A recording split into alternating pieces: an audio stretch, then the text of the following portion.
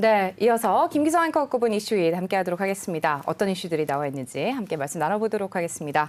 네, 첫 번째 이슈는요, 뉴욕 시장과 관련된 이슈입니다. 요즘 가장 큰 관심이 아무래도 에너지 가격이 아닐까 싶은데요, 앵커님.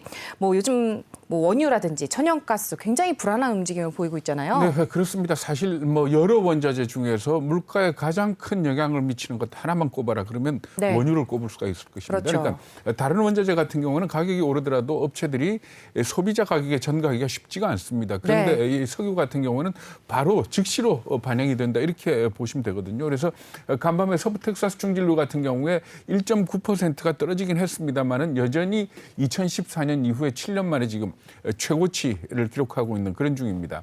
이렇게 최근 들어가지고 유가가 불안한 움직임을 보이는 가장 큰 이유는 수요와 공급이 맞지 않기 때문입니다. 그러니까 수요는 지금 팬데믹에서 점차 벗어나면서 크게 늘어나고 있는데 공급이 여기에 못 따라주고 있기 때문에 이렇게 봐야 되는 겁니다. 그런데 오펙 플러스가 좀 증산을 좀 많이 해주지 않겠느냐 기대를 했는데 얼마 전에 있었던 그 회의에서 당초 예정대로 매달 40만 배럴 정도 증산하는 걸로 이렇게 결정을 했지 않습니까?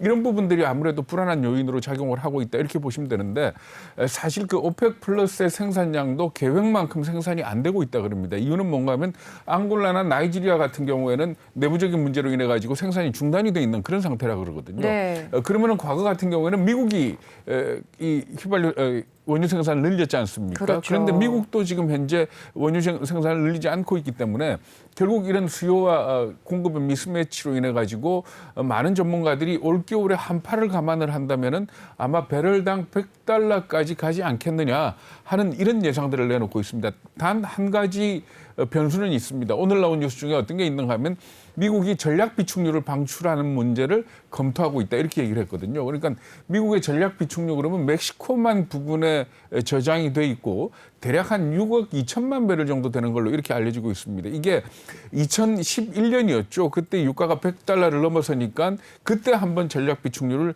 대규모로 방출을 했던 일이 있습니다. 그리고 난 뒤 한 10년 넘게 지금 손을 안 대고 있는데 전략 비축유를 방출하게 된다면 이거는 분명하게 유가 하락의 원인이 될 것이고 이걸 갖다가 만약에 전략 비축유를 방출하겠다 그러면 오펙 플러스 입장에서는 그러면 우리가 증산을 할게 하고 돌아갈 수 있는 그런 부분이 있기 때문에 이 부분을 상당히 좀 유의 깊게 봐야 될 겁니다. 그러니까 결국 미국의 테이퍼링이나 이런 것들도 결국은 물가에 연동이 돼 있고 그렇다면은 에너지 가격을 신경 써서 보지 않을 수가 없는 그런 상황이다. 이렇게 이해를 하시면 될 것 같습니다. 네, 또 지금 말씀하신 것처럼 미국과 테이퍼링과 관련해서 또 인플레이션과 더불어서 네네. 고용 지표도 굉장히 또 중요한 변수 중에 그렇죠. 하나잖아요. 고용은 또 호전되고 있는 것으로 좀 보이는 것 같은데 어떻게 보세요? 네, 그렇습니다. ADP 전미 고용 보고서가 간밤에 나왔습니다. 민간 부분 고용이 9월 달에 얼마가 늘어났는가 하면 56만 8천 명이 늘어난 걸로 이렇게 발표가 됐습니다. 당초 시장 예상은 42만 5천 명을 예상을 했거든요. 그러니까 예상보다도 훨씬 많이 늘어났고 전달에 34만 명 늘어났었습니다. 그러니까 굉장히 큰 폭으로 늘어났다 이렇게 볼 수가 있는데 결국은 8일 날 발표되는 아마 고용 지표에서 확인이 될 겁니다. 여기에서도 만약에 이 고용이 상당히 호전되는 걸로 이렇게 나오게 된다면은 결국 테이퍼링은 연내 테이퍼링 11월 테이퍼링 이쪽으로 가게 되는 거 아니냐 이렇게들 전망을 하고 있는 겁니다. 네, 뉴욕 시장과 관련한 이슈 말씀 나눠봤습니다. 이어서 또 중국과 관련한 말씀 나눠볼 텐데요. 중국의 전력난 이야기입니다. 중국이 전력난을 또 벗어나기 위해서 카자흐스탄으로부터 석탄을 수입을 하고 있다고요? 네, 그렇습니다. 그러니까 이 중국 전력난 관련해 가지고 여러 가지 얘기들이 참 많이 나오고 있습니다. 네, 그렇죠. 왜 전력난이냐, 이게 네. 의도된 거 아니냐, 이런 건 얘기까지 나오고 있는데 카자흐스탄에서 석탄을 수입했다는 것 자체는 중국도 이렇게까지는 갈 줄 몰랐다라는 쪽으로 해석을 할 수가 있는 겁니다. 왜냐하면은 카자흐스탄이라는 나라가 중국하고 보면은 신장 위구르 지역하고 맞대고 있습니다. 그런데 그쪽이 산악 지역이기 때문에 육로로 석탄을 수송을 할 수가 없고 네. 카자흐스탄 석탄을 갖다가 중국에서 수입을 하려고 그러면 흑해까지 육로 운송을 하고 흑해에서부터 배에 싣고 중국으로 와야 됩니다. 그러면은 이 거리가 어느 정도인가 하면 15,700km고요. 네. 오는데 걸리는 시간이 30일이나 걸린다 그럽니다. 거의 한 달 이상. 그렇죠. 네. 그러니까 그럼에도 불구하고 카자흐스탄에 석탄을 수입한다는 것 자체는 그만큼 네. 발등에 불이 떨어졌다. 이렇게 그러네요. 볼 수가 있는 겁니다. 그래서 사실 이 카자흐스탄에서 석탄을 수입을 해오게 되면은 물류 비용도 있고 또 시간도 있고 이걸 볼 적에 경제성이 별로 없는 거거든요. 그런 의미에서 볼 때 중국의 이 석탄 부족 문제가 상당히 심각한 상황 아니냐 이렇게 볼 수가 있는 겁니다. 그렇기 때문에 아무래도 중국의 전력난은 좀 더 계속이 될 것 같고 중국의 전력난이 지속이 된다면은 결과적으로 이건 역시 물가 상승의 한 요인이 될 걸로 이렇게들 걱정을 하고 있는 겁니다. 네, 뭐 세 번째 이슈도 역시 중국과 관련한 소식인데요. 지금 뭐 대부분의 원자재가 계속해서 급등하는 흐름을 보이고 있습니다. 여러분들도 익히 잘 알고 계실 텐데, 근데 지금 보니까 또 면화 가격이 급등하는 게 특별한 이유가 있다면서요. 네, 그러니까 다른 원자재들 같은 경우에 예를 네. 들어 뭐 공급망 병목 현상이라든가 그렇죠. 네. 아니면은 또 농산물 같은 경우에는 기후 이상이라든지 기후 변화라든지 이런 것 때문에 가격이 올라가고 있지 않습니까? 네. 근데 면화 가격이 굉장히 많이 올랐습니다. 어느 정도 올랐는가 하면은 2011년 9월 이후 지금 최고치를 기록을 하고 있는데 네. 특히 미국 시장에서 오. 그 이유가 뭔가 하면 트럼프 대통령이 네. 이 지난 1월이었죠. 위구르에서 생산되는 면화가 강제 노동하고 관련이 된 것 같다. 그러면서 위구르산 면화와 위구르산 면화로 만든 면 제품들 그러니까 면직물이라든지 네. 의류라든지 이걸 갖다가 수입 금지 조치를 내렸습니다. 그러고 보니까 중국에서 의류나 면직물을 만드는 공장 입장에서는 위구르 지방의 면화를 쓰게 되면은 수출을 못 하게 되는 거 아닙니까? 그렇죠. 그러다 보니까 미국 시장에서 면화를 사 갖고 가는 겁니다. 네. 그래서 그러니까 자기 나라에 면화가 있는데 그 면화를 네. 못 쓰고 미국 걸 수입을 해오는 바람에 미국에서 이 판매량이 늘어나면서 결국 미국의 면화 가격이 올라가고 있는 이런 상황으로 이해를 하시면 될 것 같습니다. 네. 그렇기 때문에 이 면화 가격도 이렇게 위구르에 대한 규제가 계속이 된다면은 상당히 올라가지 않겠느냐. 그리고 의류 생산업자들한테 이 면직물의 가격 포션은 굉장히 크거든요. 그런 입장에서 볼 때 아무래도 이 의류 가격도 올라갈 것 같다. 네. 이렇게까지 얘기를 하고 있습니다. 어디 좀 지방에다가 땅에다가 면화를 좀 심어보는 그런 방법도 있을 것 같습니다. 네. 네 번째 이슈도 함께 좀 살펴보도록 하죠. 이번에도 미국 소식입니다. 미국의 중앙정보국 CIA 잘 아실 겁니다.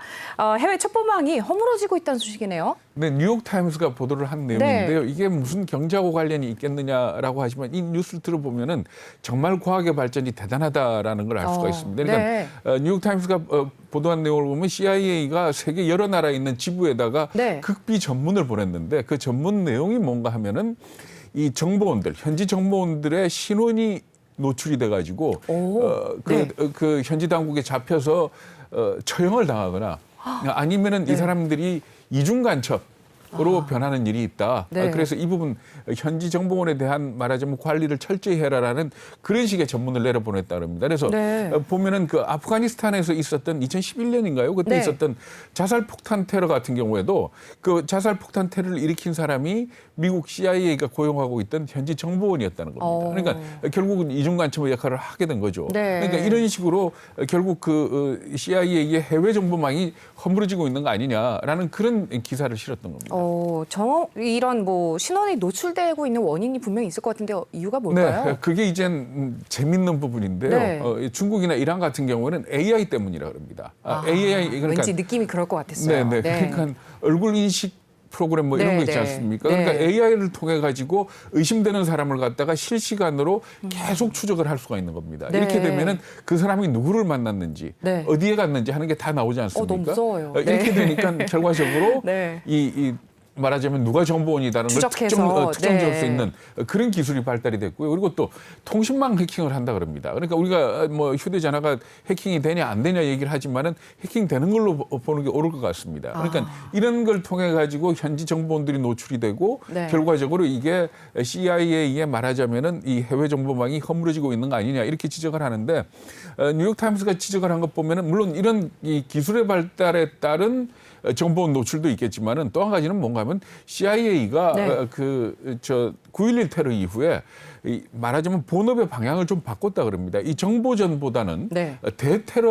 테러와의 전쟁 이것 때문에 무력 쪽으로 좀 옮겨가면서 정보망 관리에 좀 허술했던 거 아니냐 이런 지적들을 하고 있는데 어쨌든 간에 AI의 발달이라든지 이 인식 기술의 발달은 아무래도 이 사람들을 갖다 추적하는데 굉장히 큰 역할을 하게 될 걸로 이렇게 예상이 되고 있습니다. 요즘에 어디 가면 코로나 때문에 QR 체크인을 하잖아요. 네. 이제 그거를 보면서 왠지 막 추적당하고 있는 거 아닌가 이런 생각이 좀 들고 있습니다. 하려면 할 수도 있겠죠. 네, 약간 뭔가 좀 수상한 느낌이 있습니다. 네, 정보원들의 신원의 노출에 대한 이야기까지 좀 나눠봤습니다. 5번째 이슈로 좀 넘어가 볼 텐데요. 이번에는 코로나 이야기입니다. 코로나 사태로 좀 모두가 어려운 시절을 좀 겪고 있는데요. 부자들은 오히려 재산을 더 늘리고 있다 이런 소식이네요. 네, 그렇습니다. 포브스가 미국의 400대 부자 순위를 갖다 발표를 네. 했는데요. 전체적으로 보면은 그게 9월 3일을 기준으로 하고 있습니다. 9월 3일 날 주가라든지 부동산 가격이라든지 이걸 기준으로 정했는데 이 400대 부자가 갖고 있는 재산의 총액이 어느 정도 늘어났는가 하면은 작년에 3,800조 원에서 올해는 5,344조 원으로 무려 40%가 늘어난 걸로 이렇게 나타났습니다. 그러니까 말하자면 코로나 사태 때문에 다 어려웠지만은 주가가 많이 올라갔지 않습니까? 아마 그런 것 때문에 이렇게 부자들은 더 많이 재산이 불려진 거 아니냐 이렇게 평가를 하고 있습니다. 네, 뭐 개인별 순위도 변동이 굉장히 많았었잖아요. 네, 그렇죠. 그러니까 뭐 1위는 뭐 베이조스, 2위는 테슬라의 그렇죠. 일론 머스크. 네, 일론 머스크 이렇게 얘기를 하는데 이 뭐 순위는 크게 변동이 없습니다. 물론 실시간으로 하면 제프 베이조스하고 일론 머스크가 엎치락뒤치락 하기는 하지만은 9월 3일자 기준으로 하면은 제프 베이조스가 2천억 달러를 넘어가지고 처음으로 2천억 달러를 넘어선 1위 부자로 등극을 했고요.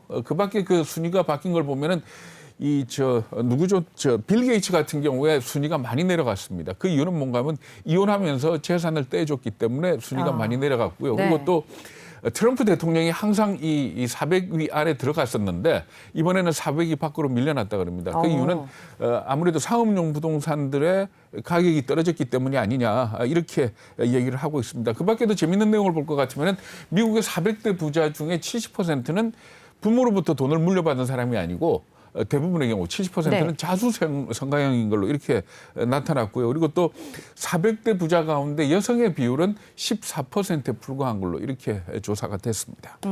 뭐 말씀하신 것처럼 좀 부자는 또 재산이 늘기는 했는데 오히려 빈곤층 같은 경우도 굉장히 또 많이 더 빈곤율이 오히려 더 올라갔다 이런 얘기도 또 있더라고요. 네, 그렇습니다. 우리가 뭐 빈곤율 따질 때 상대적 빈곤, 절대적 빈곤 이렇게 네. 얘기를 하지 않습니까? 절대적 빈곤은 말하자면 가처분 소득이 자기 생활을 할 수 없는 그런 사람들을 절대적 빈곤이라고 얘기를 하고 상대적 빈곤율을 따질 때는 어떤 식으로 따지는가 하면은 사람을 갖다가 소득 순위로 쭉 줄을 세워놓고 딱 중간에 오는 사람이 있을 거 아닙니까? 네, 그렇죠. 그걸 중위소득이라고 합니다. 이 중위소득의 50%에 미치지 못하는 사람들을 빈곤층이라 하고 이 빈곤층의 비율이 얼마나 되느냐를 갖다 빈곤율이라고 그러는데 예를 들어서 쭉 줄을 세웠더니 딱 가운데가 100만 원 같으면은 50만 원 이하를 버는 사람들을 빈곤층이라고 얘기를 하고 그 비율을 빈곤율이라고 얘기를 하는 겁니다. 그랬더니 미국 같은 경우에 이 빈곤율이 오히려 높아진 걸로 이렇게 나타났습니다. 그러니까 2019년에 비해서 1%포인트가 높아져 가지고 11.4%인 걸로 이렇게